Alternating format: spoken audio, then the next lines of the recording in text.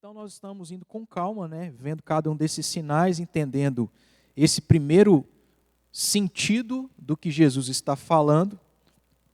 E nós, então, para recapitular, a partir do versículo 5, capítulo 24 de Mateus, a partir do versículo 5, nós vamos hoje avançar um versículo a mais e vamos parar no versículo 11. Então, do versículo 5 ao versículo 11. Diz aí: porque virão muitos em meu nome dizendo, eu sou o Cristo, e enganarão a muitos. Então nós temos aqui o primeiro sinal, que é o surgimento de várias pessoas dizendo ser Cristo para enganar muitas pessoas. Versículo 6. E certamente ouvireis falar de guerras e rumores de guerras. Vede, não vos assusteis, porque é necessário assim acontecer, mas ainda não é o fim. Porquanto se levantará nação contra nação, reino contra reino, e haverá fomes, na verdade até aqui, reino contra reino.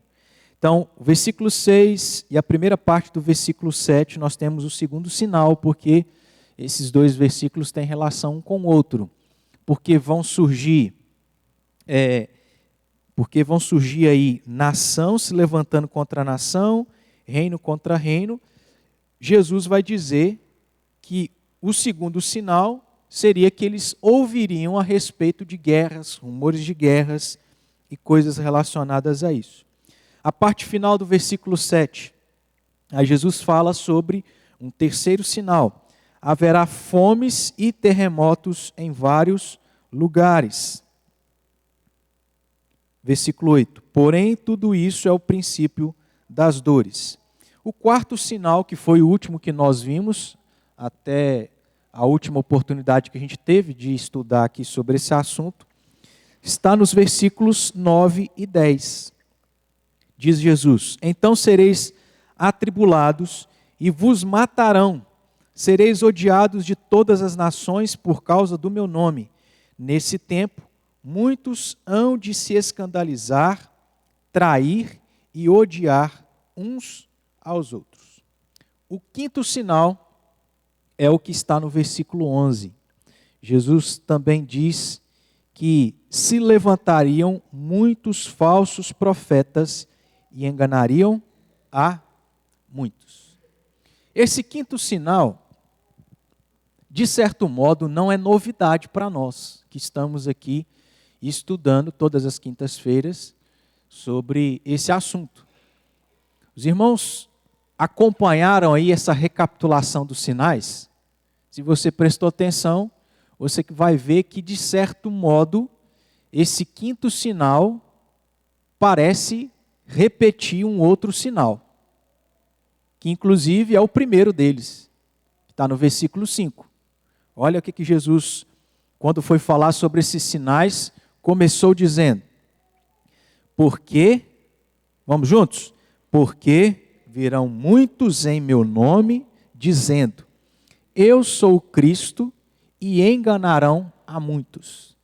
Então aparece a mesma palavra aqui. Enganarão, está no versículo 5, e no versículo 11, essa mesma palavra se repete. Enganarão a muitos. De certo modo, esses dois versículos têm a mesma ideia. Só que, naquilo que eu tenho procurado assim estudar, na verdade, irmãos, eu não encontrei, seja material escrito, seja de vídeos, de estudos, né, que estão aí gravados, eu, na verdade, não consegui encontrar muitas pessoas, na verdade, quase que eu não consegui achar pessoas que olham para esse texto e trabalham sinal por sinal, olhando seja a própria Escritura, seja a própria história, como de vez em quando a gente também tem olhado para observar que essas coisas que Jesus disse se cumpriram.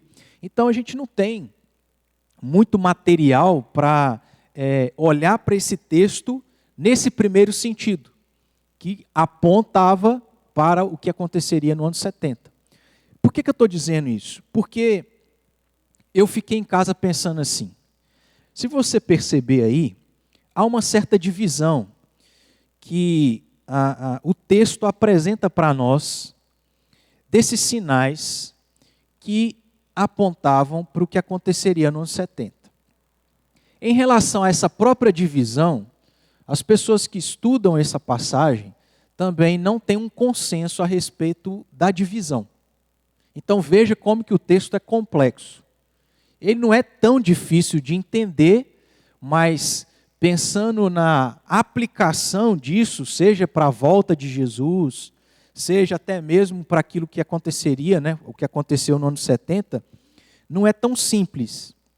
Mas perceba que, por exemplo, aqui no texto, diz aí no versículo 6, na última linha aí, ó, as últimas palavras, mas ainda não é o fim. Então o que isso nos dá a entender? Que o versículo 5 e o versículo 6 são sinais que vêm antes daquilo que é o fim. Então é como se fosse assim, uma primeira parte. Está caminhando para chegar no ano 70. Antes de chegar no ano 70, alguns sinais aconteceriam, mas que ainda não era o fim, não estava próximo do que eles não sabiam que ia acontecer no ano 70. A gente já tem essa informação. E aí, o primeiro desses sinais que fazem parte dessa primeira etapa, que não é o fim, está aí o surgimento de falsos cristos que enganariam a muitos. Aí Jesus continua, e a partir do versículo 7, nós temos até o versículo 8 uma outra etapa, que é o princípio das dores.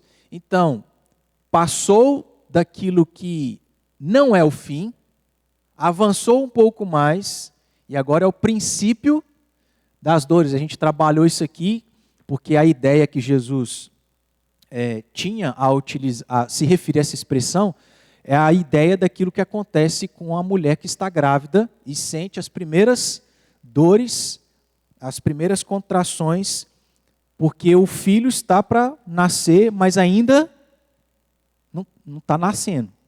Vai demorar um pouquinho mais. Depois disso, a gente tem todos os demais versículos, até o versículo 15, como uma outra etapa que é muito próxima ao fim. Veja aí, versículo 15. As últimas palavras também.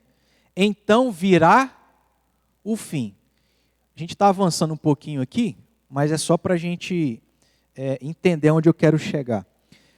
Então virá o fim nos dá a entender que aquilo que começa a ser discorrido por Jesus a partir do versículo 15, se refere ao fim. Certo? Vocês estão acompanhando? Então é como se fosse assim, uma primeira etapa, alguns sinais, que não é o fim. Outros sinais que caracterizam aquilo que está próximo do fim, o princípio das dores. E tem outros sinais que caracterizam aquilo que está ainda mais perto do fim. E depois desses sinais, outros que vão caracterizar de fato o fim. Por que eu estou dizendo isso? Porque nós temos um sinal nessa primeira etapa, que é de falsos cristos que vão enganar a muitos, e nós temos numa outra etapa um sinal que parece ser o mesmo sinal. Qual é? Está aqui no versículo 11. Surgimento de falsos profetas que também vão enganar. E aí, apesar da gente não ter muito material da maneira como eu estou aqui fazendo com os irmãos, de observar sinal por sinal, para tentar observar na Bíblia e na história que essas coisas se cumpriram, eu fiquei pensando assim, gente, não faz sentido. Dois sinais semelhantes serem etapas diferentes. Então, a linha de raciocínio que eu vou trabalhar aqui com os irmãos é aquilo que veio da minha cabeça, tá, irmãos? Eu não sou doutor na área de escatologia, não é minha especialização, eu não tenho, assim, gabarito para poder bater martelo que é isso. Mas, observando que parecem ser sinais semelhantes, eu fiquei pensando, por que eles estão dessa forma? E aí, se a gente observar, o primeiro sinal se refere a falsos cristos, que tem como resultado engano. Mas esse quinto sinal que está no versículo 11, se refere a falsos profetas, que também o resultado será enganar muitos. Então, há uma certa semelhança e, ao mesmo tempo, há uma certa diferença. E eu fiquei pensando, e é lógico que eu não me aprofundei nisso, mas talvez eu possa estar certo, talvez não possa estar certo, e aí a gente vai ter que quebrar a cabeça para descobrir qual que é o sentido, porque que dois sinais muito parecidos se repetem em momentos diferentes. Mas o que talvez possa ser a diferença aqui é que quando Jesus se referiu a falsos cristos que vão enganar, talvez isso tenha uma relação com algo externo, que não envolve a igreja em si. Ou seja, que não sai ou nasce da própria igreja. É algo de fora, externo, que obviamente vai afetar a igreja. Mas quando a gente pensa em falsos profetas, aí há uma certa diferença, porque o ofício de profeta, de certo modo, é um ofício de liderança. É um ofício que parte e nasceu e era uma realidade do contexto do povo de Deus. Aonde esses tinha como, por exemplo, a gente vai ver alguns textos aqui, para ficar um pouco mais claro, mas pessoas que eram levantadas por Deus como profetas, de certo modo tinha essa função de liderar, conduzir, porque ele era a boca de Deus, ele apresentava a vontade de Deus revelada para que o povo fizesse. É tanto que nós temos na história do povo de Israel situações onde falsos profetas que diziam ter sido levantados por Deus e ter uma revelação da parte de Deus, mas que era falso. Isso era do próprio coração deles. E o que eles faziam? O que Jesus está dizendo aqui. Qual é o resultado de um falso profeta que tem a função de liderar, de apresentar a um povo a vontade de um Deus que é aquilo que vai conduzir o povo? Se você é conduzido por um falso profeta a fazer algo, qual é o resultado? Você vai fazer algo certo ou vai fazer algo errado? Você vai fazer algo errado achando que você está fazendo algo. Em outras palavras, o que significa? Engano. E aí, só para a gente observar então essa questão do ofício de profeta, no contexto do povo de Israel, vocês estão acompanhando aqui então o raciocínio? Nós temos dois sinais muito semelhantes. Por quê? Em momentos diferentes.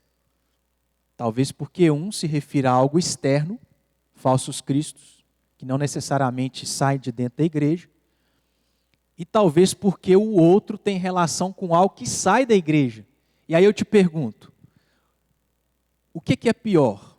Algo de fora que pode até afetar a igreja, ou algo de dentro que afeta a igreja? Parece ser mais sério, né? Severo.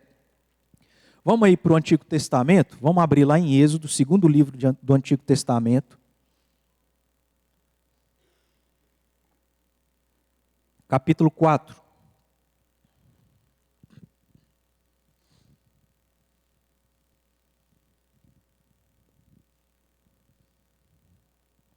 A partir do versículo 14. Êxodo 4, 14 a 17. Então, Deus chamando Moisés para libertar o povo de Israel da escravidão do Egito, a gente conhece a história. Nesse contexto, Moisés não quer aceitar o chamado, ele coloca aqui várias dificuldades, justificativas, e aí o versículo 14 diz: Então se acendeu a ira do Senhor contra Moisés e disse: Não é Arão o levita teu irmão?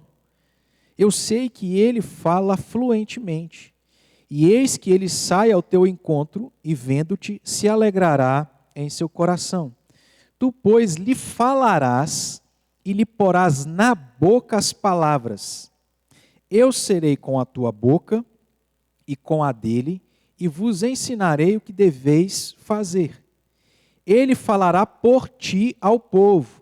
Ele te será por boca e tu lhe será por Deus. Toma, pois, este bordão na mão, com o qual has de fazer os sinais. A gente também já trabalhou um pouco esse texto aqui para entender o que o povo de Israel entendia, porque fazia parte da cultura deles e do contexto, a questão de sinais. E aqui aparece isso relacionado a Deus chamar Moisés e alguns sinais que deveriam acontecer para provar ao povo que Deus estava chamando Moisés. Mas enfim, a gente já trabalhou isso. Versículo 16, irmãos, repetindo aí, Deus diz que Arão teria a função de falar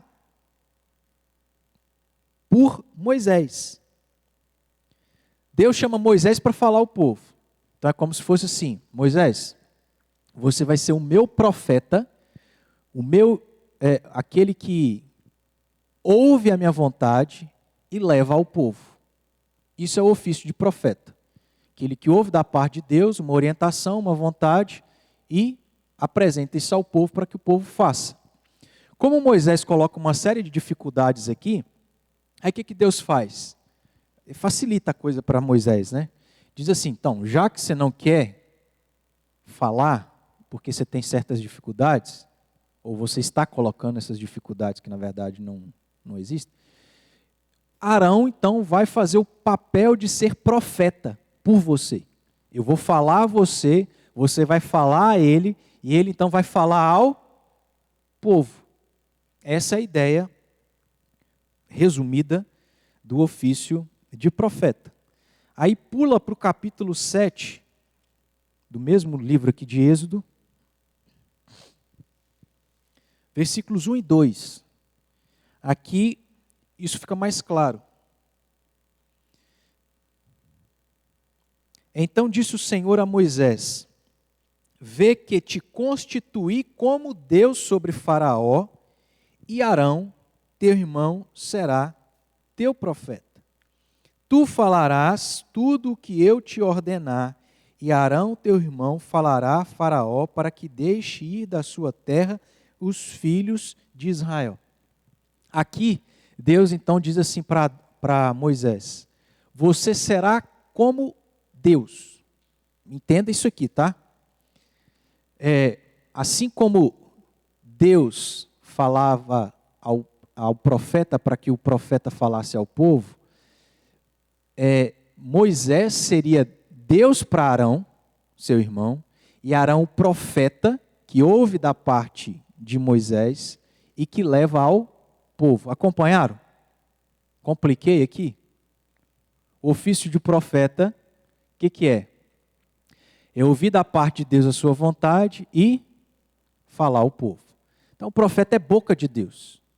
Ele tem autoridade da parte de Deus de instruir o povo, de orientar e de conduzir para que o povo faça a vontade de Deus.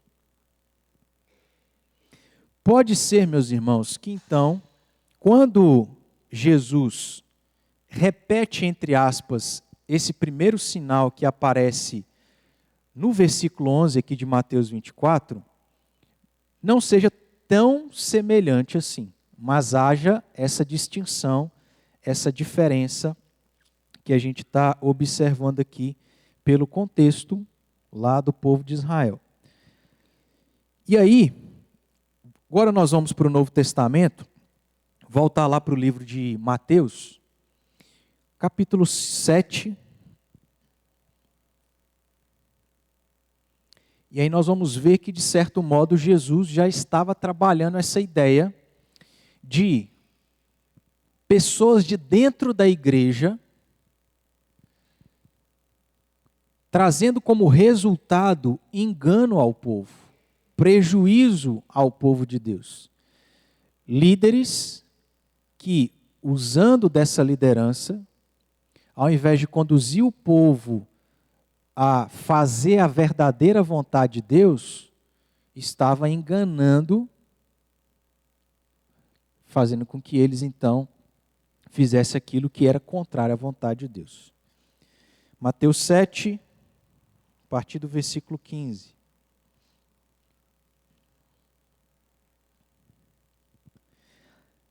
Acautelai-vos dos falsos profetas, que se vos apresentam disfarçados em ovelhas, mas por dentro são lobos roubadores. Veja que, já nos dias de Jesus, isso aqui se referia, de certo modo, aos fariseus, aos escribas, à liderança religiosa do povo de Israel. Isso já acontecia nos dias de Jesus. E aconteceria como um sinal do que Jesus está dizendo que aconteceria também, seja com o templo, seja com Jerusalém, a destruição do templo e a destruição de Jerusalém. Pessoas de dentro da igreja, líderes que tinham essa função de orientar e conduzir o povo, mas que na verdade estavam disfarçados, porque eles não estavam ali ensinando e conduzindo o povo a fazer o que era a vontade de Deus. E quando a gente se lembra dos fariseus, e nós vamos ver alguns outros textos que vão falar isso para a gente, quando eu na verdade que lembrei do texto, mas não anotei. Mas quando a gente vai se lembrar do que Jesus fala lá no capítulo 23, depois a gente vai lá. Esses fariseus, esses líderes religiosos, eram aqueles que colocavam, acrescentavam, inventavam mais leis daquilo que Deus já tinha dado para Moisés. E isso trazia uma série de dificuldades, porque eles estavam ensinando coisas que não tinham relação alguma com o Evangelho. Por exemplo, a gente também já trabalhou algumas passagens do livro de Gálatas, onde havia um grande problema, um sério problema naquela igreja. Havia um grupo chamado de judaizantes, que entendiam que alguém que pertencia à igreja obrigatoriamente precisava ser circuncidado para cumprir a lei de Moisés, achando que ao cumprir isso, então ele era salvo. Isso vai contra o Evangelho, porque quem salva não é cumprir a lei, mas é o quê? O que salva? Para respondermos. O que salva? É obedecer, cumprir a lei? É obra?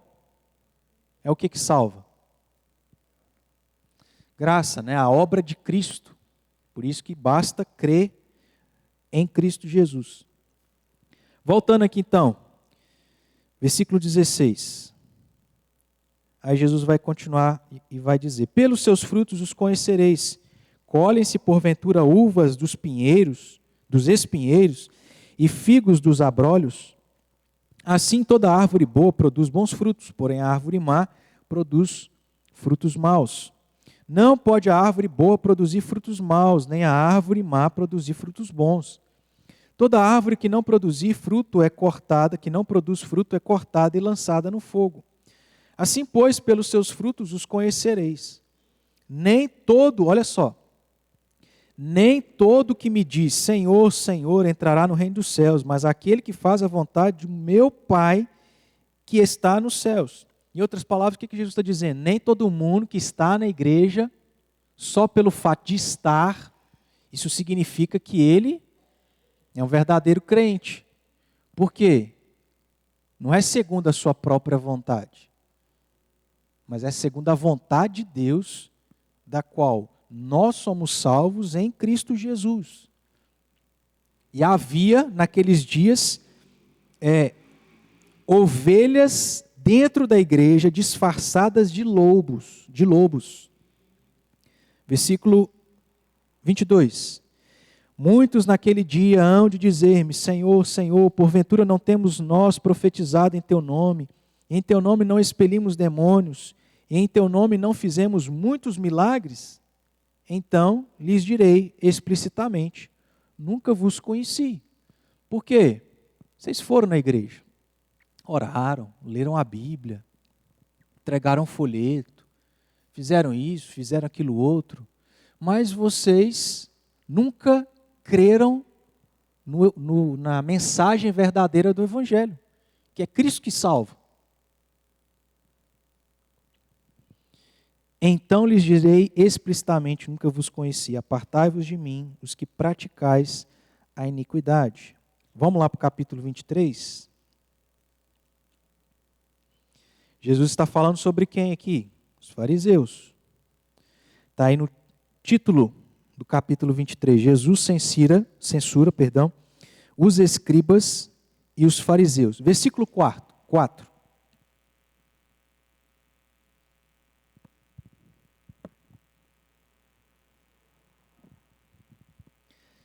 O que Jesus fala sobre eles e os condena? Atam fardos pesados. O que Jesus estava querendo dizer com isso? Vocês ficam criando leis que não precisam. Não tem nada a ver com o Evangelho. Vocês não entenderam o que é o Evangelho. Vocês não entenderam que a lei mosaica lá do Antigo Testamento aponta para mim, Cristo, e eu vim cumprir a lei. Atam fardos pesados e difíceis de carregar. E o que eles faziam como líderes? Vestidos de ovelha, mas que na verdade eram lobos. Os põem sobre os ombros dos homens. Entretanto, eles mesmos nem com o dedo querem movê-los. Eu acho que tem uma outra passagem aqui, como eu disse, eu não anotei, mas me veio à mente, que Jesus se refere a esses líderes religiosos, tendo a mesma ideia, mas ele vai dizer assim: vocês impedem as pessoas de entrarem no reino dos céus. Por quê? Eram falsos mensageiros de Deus, falando uma mensagem falsa, que eles diziam ser verdadeira, e o povo cumpria isso, achando que estava fazendo o que é certo, mas na verdade estava fazendo o que era errado. E portanto, Jesus na outra passagem vai dizer: vocês impedem que as pessoas entrem no reino dos céus. Vamos para João, Evangelho de João, capítulo 10.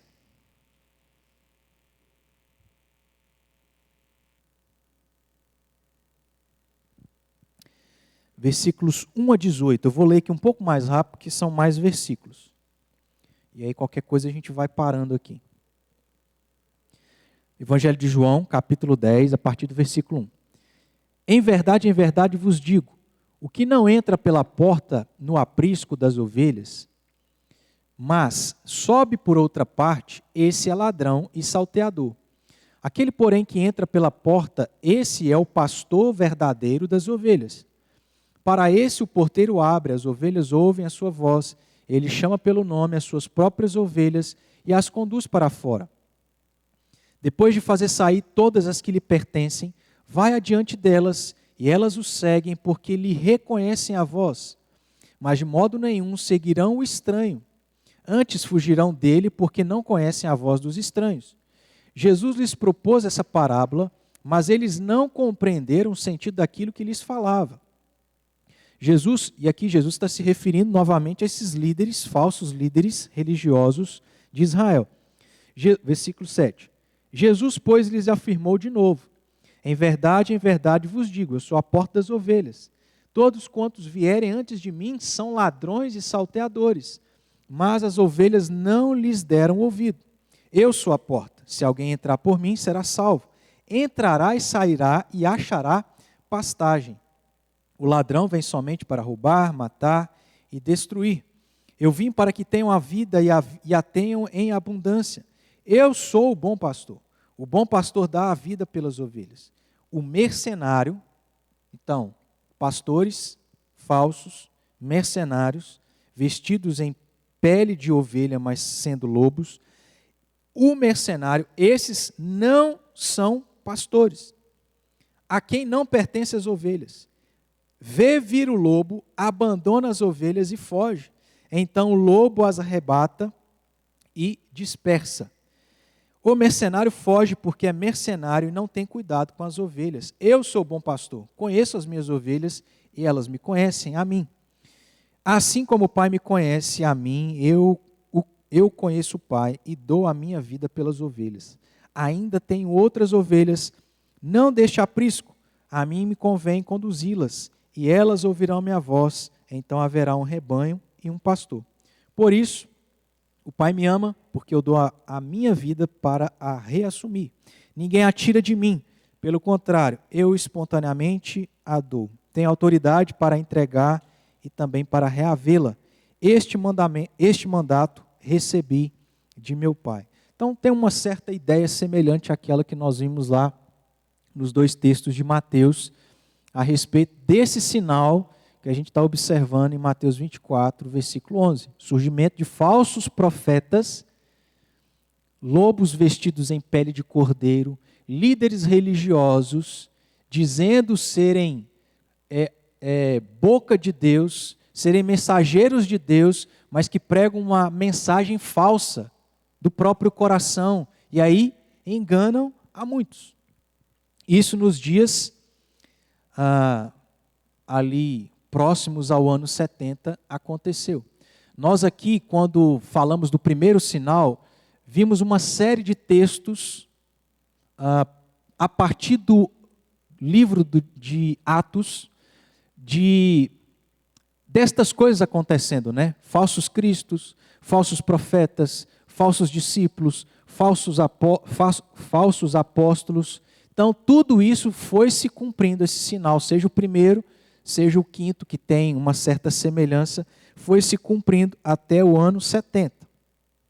Vamos pular para Atos, capítulo 20.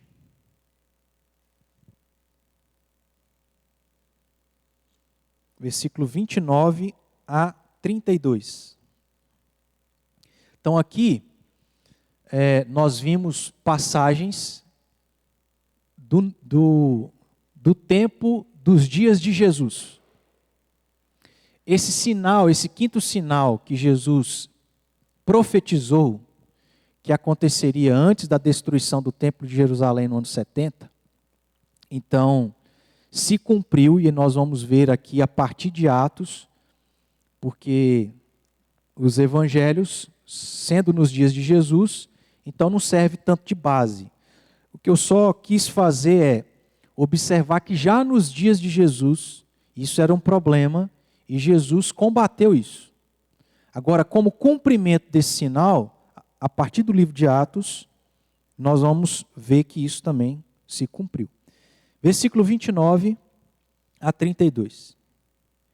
Eu sei que depois da minha partida, entre vós penetrarão lobos vorazes que não pouparão o rebanho. E que dentre vós mesmos se levantarão homens falando coisas pervertidas para arrastar os discípulos atrás deles. Ou seja, pessoas de dentro, com falsos ensinos, para enganar pessoas e tirá-las de dentro da igreja. 31. Portanto, vigiai.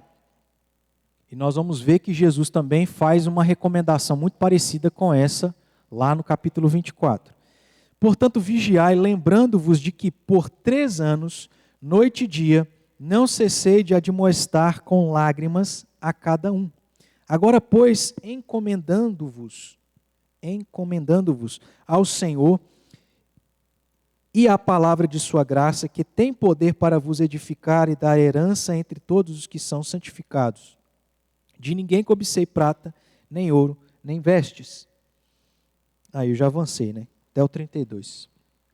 Então a gente tem também por parte dos apóstolos essa mesma preocupação, porque isso já era uma realidade como cumprimento desse sinal. Pessoas de dentro da igreja, que sairiam de dentro da igreja para enganar muitas pessoas. Vamos também, por fim, aqui, 2 Timóteo 4.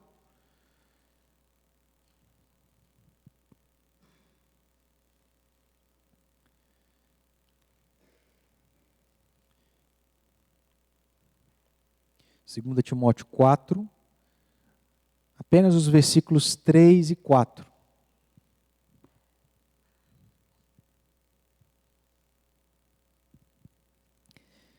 Agora, mais especificamente, o apóstolo Paulo dizendo: pois haverá tempo em que não suportarão a sã doutrina.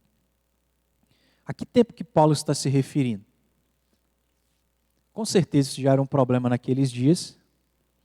Então a gente pode entender que se referia àqueles dias, mas a gente pode entender que isso se referia ao que se repetiria ao longo dos anos, e a gente pode entender que também isso se refere àquilo que vai continuar sendo um sinal da volta de Jesus Cristo. E a gente sabe muito bem que tem sido assim. Haverá tempo em que não suportarão a sã doutrina. Quem? Os da própria igreja. Então, uma coisa, irmãos, é alguém de fora da igreja tentar, e a gente tem isso, né? Tentar dizer que é Cristo, vir com novas doutrinas. Outra coisa, e pior, é de dentro da igreja isso acontecer. E pior, como a gente está vendo aqui, é a igreja viver em uma situação, em um contexto onde ela não deseja mais a sã doutrina, a doutrina verdadeira, os ensinos da parte de Deus. Elas querem ensinos que vão confortar o seu ego, que vão fazê-la se sentir bem, aonde ela não precisa ouvir que ela é pecadora, que ela precisa se arrepender, e etc, e etc. Já aplicando aos nossos dias, Paulo acertou ou não acertou? Vivemos dias onde as pessoas não suportam. Hoje, irmãos, todo mundo é melindroso. Você não pode falar a verdade. É lógico que a gente tem que saber como falar a verdade. Há casos e casos em que a gente fala de uma forma, há outros que a gente tem que chegar já dando voadora, né?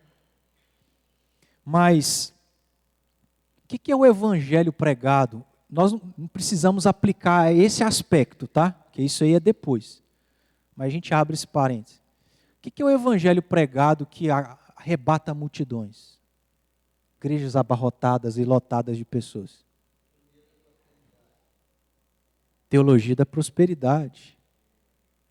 E o que a gente quer? É isso. Você não quer ouvir que você está em erro, você está em pecado, você precisa se arrepender. Já naqueles dias, isso era uma verdade. Não suportarão a sã doutrina. Pelo contrário, o que é o oposto então? Cercar-se-ão de mestres, entre aspas aqui, segundo o quê? Aquilo que é confortável, aquilo que é gostoso de ouvir. Ah, você não é cauda, você é cabeça, irmão. Você não veio aqui para sofrer. Você não pode aceitar. É só decretar que a coisa melhora. Quem dera se fosse assim, né? E por aí vai. Cercar-se-ão de mestres segundo as suas próprias cobiças. E aí, irmãos, é muito mais fácil a gente aceitar um ensino assim e se deixar ser enganado. Que é muito prazeroso, é muito confortável. como que sentindo coceira nos ouvidos, e se recusarão a dar ouvidos à verdade, entregando-se a conto. Aqui no nosso país, como é que a gente fala? Não. Negócio lá do Saci Pererê, o que é? Essas coisas aí, ó. Prefere crer e aceitar essas coisas e ser enganado, porque é mais fácil, do que porta estreita, caminho apertado. Tem que negar a carne, tem que lutar contra o pecado. E aí, meus irmãos, nós vivemos numa sociedade onde o que você sente está certo, e é isso aí. Aonde você não precisa dizer não ao seu sentimento. Por exemplo, a gente ouve falar da questão da virgindade, né, como uma coisa que faz mal ao corpo. Então, para que eu vou restringir um adolescente, um jovem, a isso, se isso faz mal? Então, não vamos frear absolutamente nada. Deixa a coisa andar. A gente vê que isso tem acontecido nos nossos dias, não era diferente nos dias da igreja primitiva como cumprimento desse sinal. Irmãos, a gente vai precisar parar aqui agora e não faltaria muita coisa para a gente poder tratar aqui, mas que é importante para a gente falar com o tempo. A gente já avançou aqui um pouquinho, mas para a gente deixar essa outra parte para a semana que vem, eu acho melhor a gente parar aqui, porque a gente depois vai entender a relação disso, desse sinal, com o resultado. Falsos profetas, que implica em algo dentro da igreja, que sai de dentro da igreja, com o resultado que é engano. E que isso tem tudo a ver com esses dias, né? E que pensando na volta de Cristo, e que também o anticristo estará aí, como que isso tem relação com aquilo que vai caracterizar o anticristo quando surgir. Tá joia? Mas aí semana que vem a gente faz uma recapitulação